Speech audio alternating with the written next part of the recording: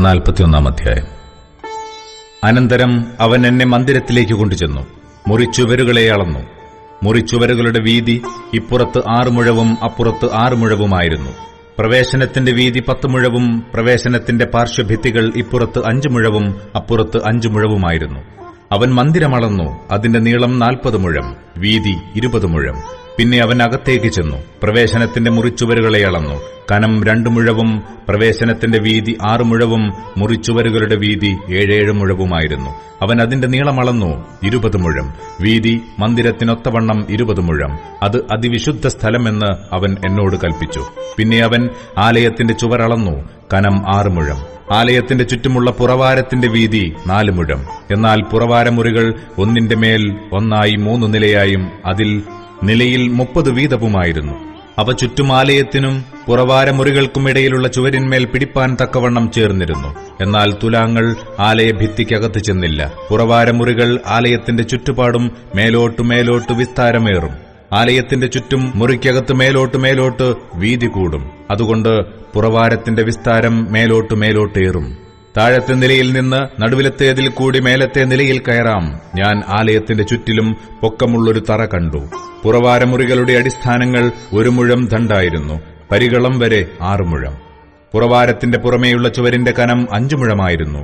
എന്നാൽ ആലയത്തിന്റെ പുറവാരമുറികൾക്കും മണ്ഡപങ്ങൾക്കുമിടയിൽ ആലയത്തിന് ചുറ്റും 20 മുഴം വീതിയുള്ള മുറ്റമുണ്ടായിരുന്നു. പുറവാരത്തിന്റെ വാതിലുകൾ തിണ്ണയ്ക്കുനേരെ ഒരു വാതിൽ വടക്കോട്ടും ഒരു വാതിൽ തെക്കോട്ടുമായിരുന്നു. തിണ്ണയുടെ വീതി ചുറ്റും 5 മുഴമായിരുന്നു.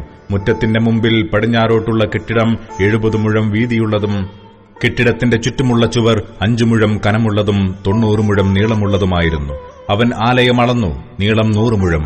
മുറ്റവും കെട്ടിടവും അതിന്റെ ചുവരുകളും അളന്നു. അതിനും 100 മുഴം നീളം. ആലയത്തിന്റെ മുൻഭാഗത്തിന്റെയും കിഴക്കുള്ള മുറ്റത്തിന്റെയും വീതിയും 100 മുഴമായിരുന്നു. പിന്നെ അവൻ മുറ്റത്തിന്റെ പിൻപുറത്ത് അതിനെതിരെയുള്ള കെട്ടിടത്തിന്റെ നീളവും അതിന് ഇപ്പുറത്തും അപ്പുറത്തുമുള്ള നടപ്പുരകളും അളന്നു. 100 മുഴം. അകത്തെ മന്ദിരത്തിനും പ്രാകാരത്തിന്റെ പൂമുഖങ്ങൾക്കും ഉമ്മരപ്പടികൾക്കും അഴിയുള്ള ജാലകങ്ങൾക്കും ഉമ്മരപ്പടിക്കുമേൽ 3 നിലയായി ചുറ്റുമുണ്ടായിരുന്ന നടപ്പുരകൾക്കും നിലം തൊട്ട് ജാലകങ്ങളോളവും പലകയടിച്ചിരുന്നു. ജാലകങ്ങളോ മൂടിയിരുന്നു. അകത്തെ ആലയത്തിൻ വാതിലിന്റെ മേൽഭാഗം വരെയും പുറമേയും ചുറ്റും എല്ലാ ചുവരിന്മേലും അകത്തും പുറത്തും ചിത്രപ്പണിയുണ്ടായിരുന്നു. കെരൂബുകളും ഈന്തപ്പനകളും അതിന്മേൽ കൊത്തിയിരുന്നു. കെരൂബിനും ഇടയിൽ ഓരോ ഈന്തപ്പനയും ഓരോ കെരൂബിന് ഈ 2 മുഖവും ഉണ്ടായിരുന്നു. മനുഷ്യമുഖം ഇപ്പുറത്തുള്ള ഈന്തപ്പനയുടെ നേരെയും ബാലസിംഹമുഖം അപ്പുറത്തുള്ള ഈന്തപ്പനയുടെ നേരെയുമായിരുന്നു. ആലയത്തിന്റെ ചുറ്റും എല്ലായിടവും ഇങ്ങനെയുണ്ടാക്കിയിരുന്നു. നിലം മുതൽ വാതിലിന്റെ മേലറ്റം വരെ കെരൂബുകളും ഈന്തപ്പനകളും ഉണ്ടായിരുന്നു. ഇങ്ങനെയായിരുന്നു മന്ദിരത്തിന്റെ ഭിത്തി.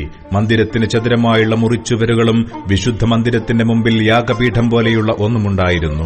യാഗപീഠം മരം കൊണ്ടുള്ളതും 3 മുഴം ഉയരവും 2 മുഴം നീളവുമുള്ളതുമായിരുന്നു.